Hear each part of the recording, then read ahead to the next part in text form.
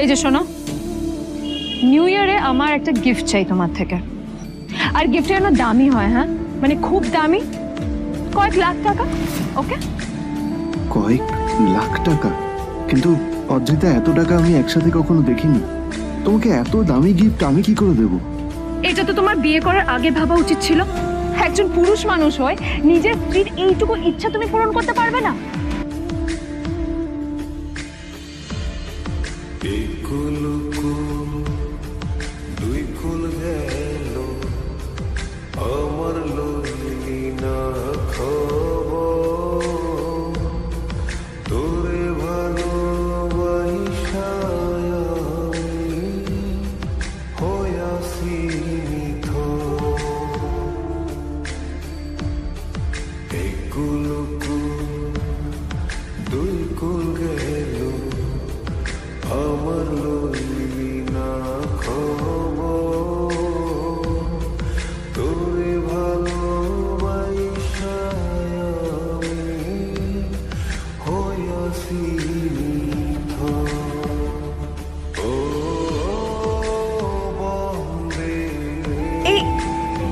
এই ফোনটা মানে এটা তো একটা স্পেশাল এডিশন।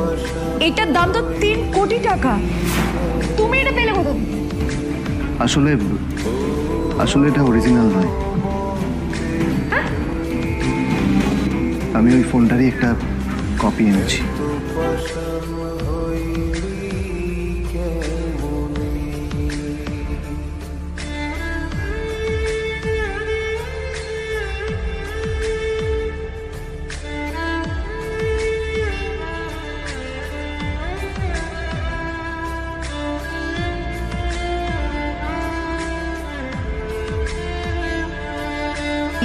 ফোনটা একটু দেখুন না প্লিজ। ওয়াও, আচ্ছা ম্যাম, আপনি কি মিস্টার রয় চৌধুরীর বন্ধু? কে মিস্টার রয় চৌধুরী?